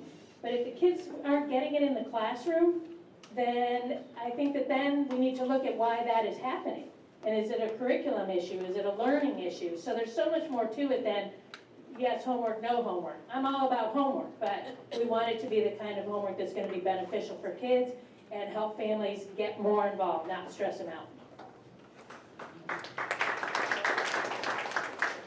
I definitely agree with everything that everyone said. I think that it's important to practice some of the skills that we've learned in the classroom to reinforce those skills. I don't think we should give homework just for the sake of giving homework. I don't think we need to have a lot of busy work. But a few minutes at home so that the parents can be engaged in what the children are learning, the parents can see what's going on, is important. But reading is fundamental. Everybody would remember Fraggle Rock? Watching, yeah? You know, reading is fundamental. We used to hear that all the time, and we've gotten away from that. I grew up, my mother was 16 when I was born, 17 when my sister was born, was dyslexic. We were very, we ate a lot of pinto beans and cornbread, and Mom dropped out of high school. But we read. We were in the library all summer long doing the reading programs. We needed to, that she instilled in us a love of reading. We need to help our families with that, and I think homework does that. But I think reading, I think the superintendent had a fantastic idea that parents to read with their children for 20 minutes a night. I think even if they have homework, they still need to be reading with their kids. One of my favorite memories is snuggling with my children, snuggling with my grandchildren, with them on my lap, reading with them, to them, and then when they were older, them reading to me. But I don't think we need to have homework just to say we're doing homework. It needs to have a purpose. I do agree that students should have homework. I disagree that it was misrepresented because every teacher in Marion County was pretty much made well aware that there was a no homework policy, and it was on the news and in the newspaper. Teachers need autonomy of their classrooms. Reading is extremely important, but so is math. And I'm not saying bombard our students with tons and tons of homework, but there does need to be a balance. Parents need to know what is going on in their students' classroom. They need to see what they're working on with math. You know, it also teaches students, or reading, it also teaches students responsibility and organization, and there's more to it, you know? I mean, if they come to 6th grade and all of a sudden they're tasked with doing homework and they haven't done it in the previous 5 years, they're in for some tough times. So I am in favor of homework. That was my question. Okay, and I just want to say that I feel, as a parent, I'm slighted when my child is with a teacher all day, teachers all day, and at night, I can't have my child to myself because he's too busy doing homework that he doesn't need to do because he already knows the information and he's already proven it based on his grades.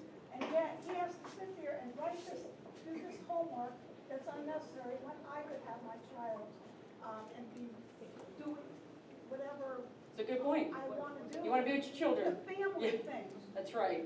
So that was my question. And if you all think that they need to have homework, and it needs to be revamped. Right. That Okay, every the balance. child doesn't need homework. And those who can't do it and their parents can't help them, that's frustrating and psychologically damaging. That's something to think about when you do get in your positions, okay? We're running out of time, let me just go here, and if you can get with her afterwards, that'd be great, okay? So for our councilman, okay, so apparently, one of your meetings last a long time. You have like 6 hours. So, and he is going, and he is going 6 hours, I need to go home, yes. So on that note, and this is from Annette in the audience, she wants to know, how do you suggest you restructure the workshops and the council meetings to be shorter, proactive, productive, and engaging? So whoever, there's your mic right there. Nobody wants to answer that question. This microphone was just laying on the desk and no one will pick that one up. I actually happened to be at the 6-hour workshop. Even though I am not yet on the council and won't be until the elections, I am going to all the meetings and trying to get up to speed. And honest to goodness, it started at 5:30 and I believe it got over at 11:25, something like that. Here's what I took out of the council, and I've actually let some of the council members know my feeling on it. If the council wants to have a 5 or 6 hour meeting, you know, there's business to do, they have business to do. But there's things they can do for the courtesy of the residents that want to come to the meetings. Number one thing that I've had objection to is not allowing the residents to speak until deep into the meeting. To have, on this particular night, there was a room full of people. And they had to sit there for nearly, over 3 hours before they had an opportunity to speak. There's just no, if you want people to participate, and I think everybody at this table has always said we want people to participate, do you really expect them to participate if you're going to punish them when they come to a meeting and they got to sit there for 3 or 4 hours before they speak? Another thing I find that's a little bit problematic is the council knows what the hot topics are for the night. When you see a room full of people, you know why they're sitting there and you know why they came. Putting that agenda way deep in the meeting and making that agenda way, and make them listen to everything else, that doesn't need to be done. So that's my 2 points on that.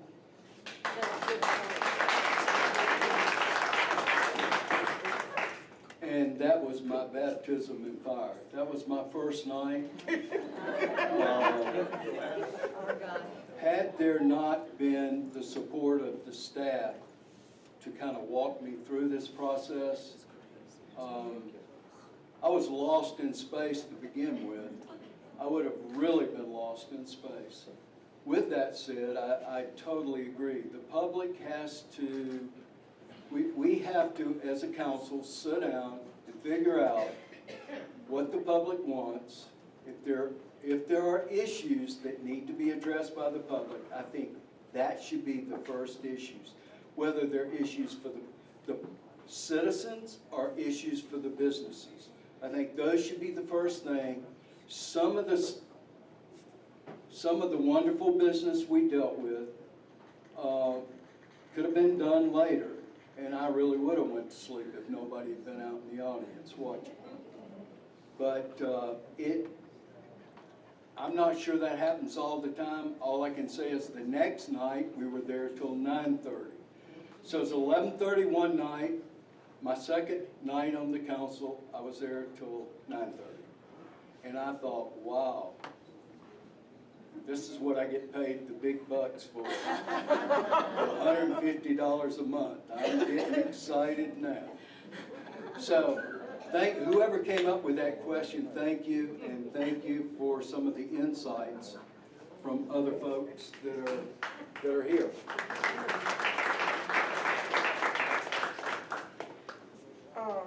You know, I'm in the learning stage here, and I'm sure I got a lot to learn, but listening at this make me want to resign before I even get in the seat, because really, I think it's ridiculous.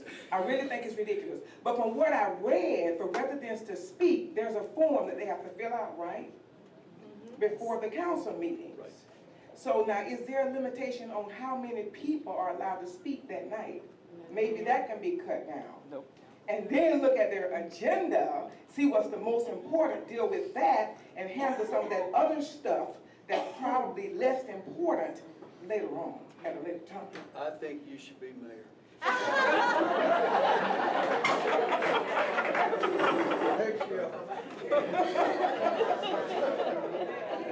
Who's running here? Okay. I think it has. I think it has a lot to do with time management, in my estimation. I was also at the meeting. And for one meeting, you're allowed to speak at the very beginning, and that would be the workshop, but you're not allowed to speak for the rest of the evening as a member of the public for public comment. So you have to listen to everything, and then you have to save your comment for the next meeting, which you can comment on. So you have to save it from one Wednesday to the next Monday. So it's very inconvenient for being part of the I guess I'd say the constituency to come up there and try and relate what we're trying to, get on the agenda or speak to the agenda, because you're not allowed to speak on the agenda on certain items and a certain not. There's a lot of rules and regulations. But I think if we had time management and we had, we have a separate consent agenda, which means everything's been pretty much talked about, it's already been reviewed, and a lot of things can go on a consent agenda, which only takes one vote, and then we can move that to the side. And, so long as it's not real important things. And the meeting for quasi-judicial, which would be for mostly planning, zoning, and things of that nature, which concerns all citizens, that might be moved to another meeting altogether, so they don't have to go from, they're going into the meeting of quasi-judicial, then they tap and they go out, and then they go into the normal meeting, and then they tap and go back into the quasi-judicial meeting, and it gets very confusing and it gets very, very long. So that's one of the things that we ran into that evening, just to give you a little information.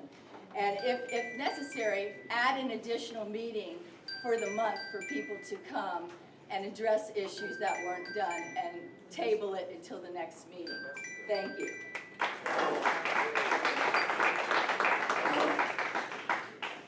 Quick true story. When my husband and I first got married, we had one of our budget meetings.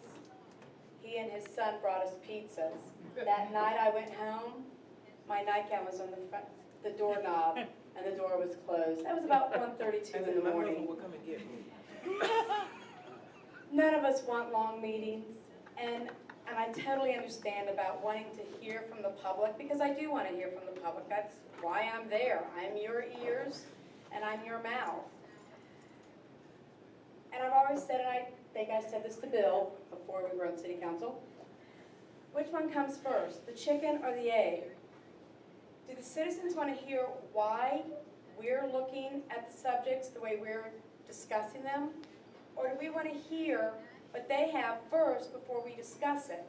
And then if they leave after they've said their say, and we're not going into their discussion till later, then they don't know why we decided on something, because it's just how the system is set up. The other night with the judicial meeting, we had to do that, and we do have other meetings. I think we've had something like an additional 35 meetings this year, or between the last 2 years, that were not scheduled meetings. So we do try and thin out our schedule, but it is hard because we have so many things that we do have to take care of that are important to everyone, and it is not always the best thing to have to sit there for 3 to 4 to 6 hours and wait your turn. And trust me, I wish there is a better way to do it, and we always are learning and we can always work on it. Thank y'all, and have a great night. You can leave it, Chris, it's gonna be you. So I'm gonna ask if we can reduce this, your answering of your, to 1 minute. That ain't you, Pam, Miss Pam? Did I go over? Sorry. She wants the floor tonight. Okay, this is gonna be from Connie, and then we'll do it for 1 minute, then I'll ask the school board one more questions, and then we're gonna do your ending to sell yourself to the people. What idea, since we have a lot of new council here, and it wouldn't be fair just to ask the way this question is, so I'm gonna add a little bit extra to it. It says, what ideas for the betterment of Dunellen have you brought to, or will you bring to the city council? So what ideas for the betterment of Dunellen have you brought, or will you bring to the city council, since we have some new ones here? That's from Connie in the audience. Real quick, there are a lot of ideas that come to the city that I've brought, and there are things that you don't even think are important. When we widened the road, I was noticing that the DOT had put a cut through to what was then Texaco Station. Well, the businesses, the trucks couldn't pull in to that area safely, and they couldn't get out. I called the DOT, they came back out, and they widened it. I was right. When Walmart came to town, I didn't want the old shopping center to go dead. So I pretty forcefully requested them to please put in that cut through that's right back there behind behind Pizza Hut, so that the shopping centers could be used access without having to go back on the highway. And again, so that we wouldn't have a blighted area in our town. There are a lot of more things I could say, but not enough time.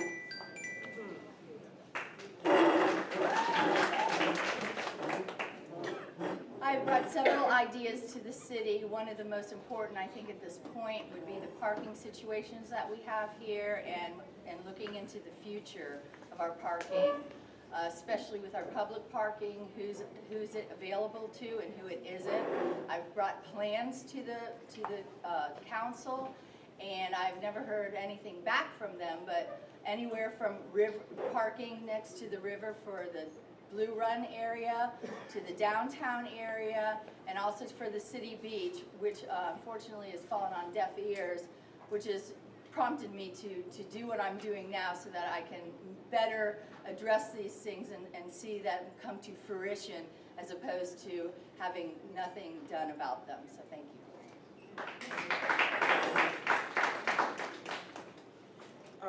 That is something that I really have in serious thought. I'm in a learning mode, and I look forward to learning a lot. But what did come to my mind at one time is like recreational facilities for our kids. They do have a sports complex, and they have done a high school football team and all that stuff, football field that they can use. But a nice recreational facility with bowling or whatever, so our kids don't have to go to Ocala. You know, that's the only thing that came to my mind.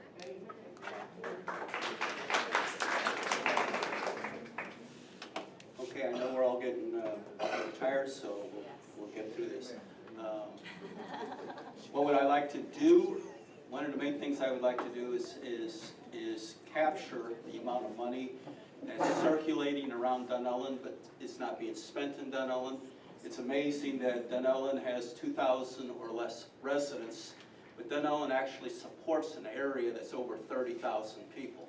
So there's a lot of people that are coming and going using Dunellen's facilities that aren't actually, they might be doing their business here, but Dunellen's supporting 1,700 people that are paying taxes are supporting the use of the entire city, and we have to take a hard look at that. What have I done? Just it's encouraging, and this is a plus for Dunellen. What I've done just as a resident speaking, I think I've been influential in bringing to the attention to the city that down there by Swampy's, at those parking spots across from Swampy's were creating hazards where you couldn't see, accidents. And just one other thing I like to say on that is I am against the general concept of parking meters.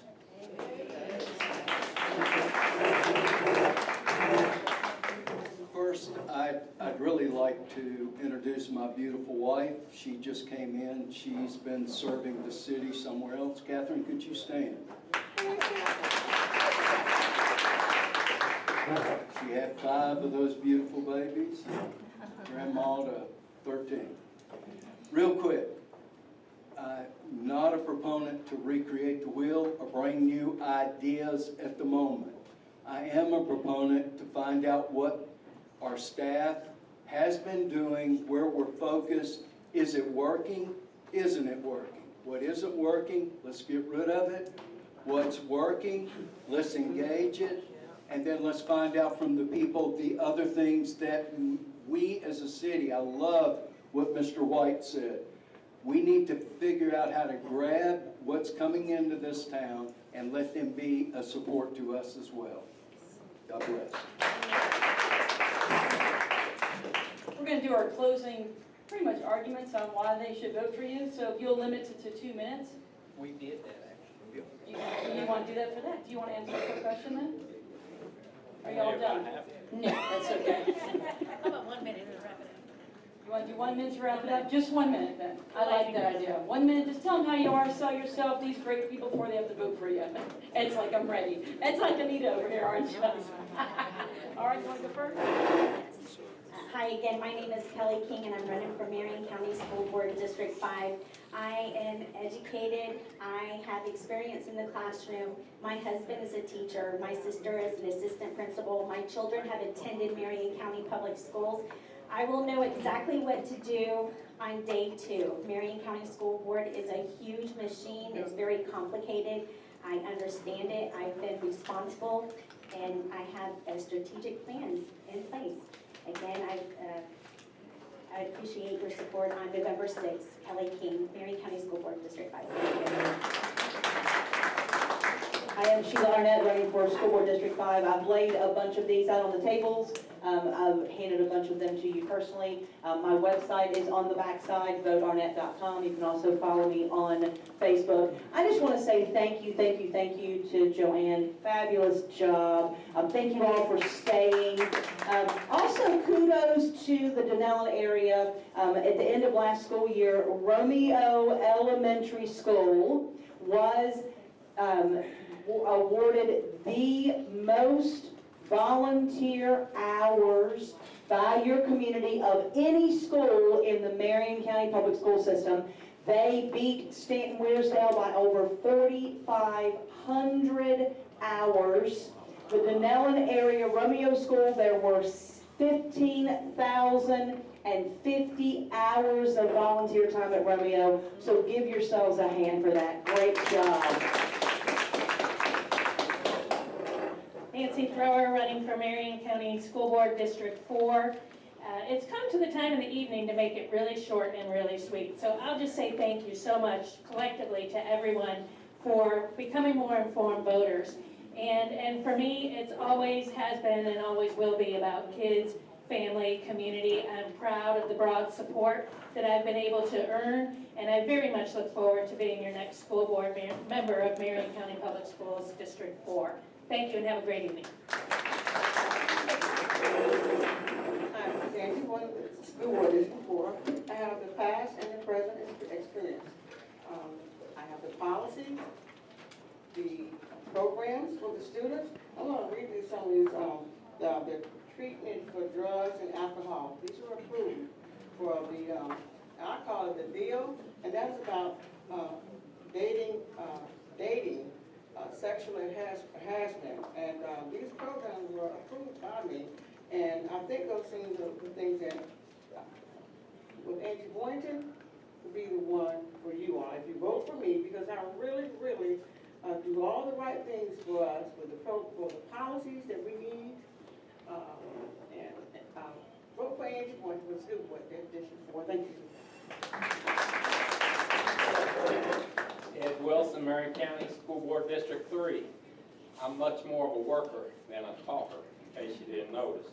I think God gave us 2 ears and 1 mouth. We should listen twice as much as we talk and then get to work.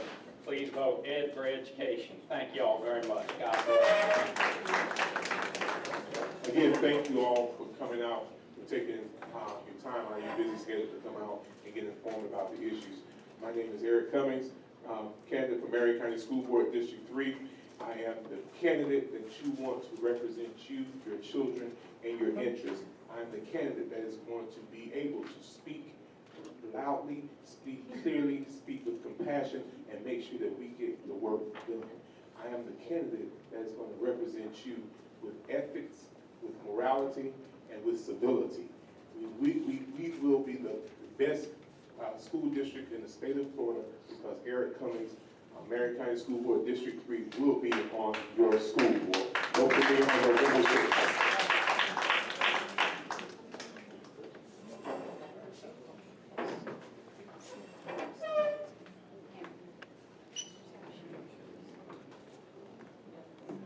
Since the mayor and our two council people are already pretty much are going to be there in November, we're just going to hear from Pam and Valerie.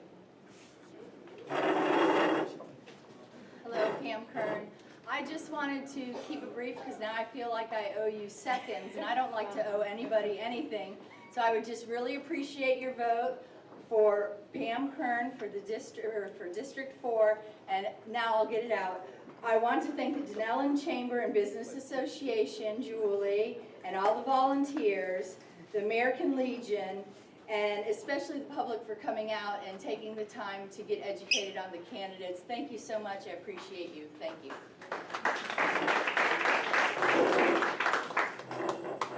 Good evening, Valerie Porter Hanchar, Councilwoman, seat number 4. I am asking for your vote on November 6th. And please remember that there is still time to go and register to vote too, so don't forget that date. Being on Denellen City Council has been an honor of mine. I take it seriously. There's never anyone that comes into that council room that I don't want to hear from.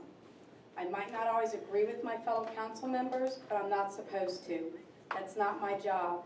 I am willing to discuss the main issues, to look forward to the future, to make the tough decisions that have to be made. I have the knowledge and I have the experience to understand why some procedures, not that I always agree with them, have to take place. It is imperative that we keep a council that is willing to look towards the future, to work together, to listen, to communicate only while at council meetings. And I do thank y'all for coming out this evening. Thank you, and God bless, and safe travels home. Well, thank you, everybody. The DCBA would like to thank everybody for coming today and getting the opportunity to listen and learn about your candidates. So I'd like to thank all the school board candidates for coming here. Thank you for spending your evening with us. It was great to get to know you. Please come up here and spend time with them. Ask them as many questions you want. And to our councilmen, thank you. I wish you 3 the best of luck. And the 2 that are running, good luck in November. But Anita, are you still going to be there in November? That's the question right now. 6 hours of a meeting. Okay, Anita doesn't want 6 hours, so please thank you for everybody.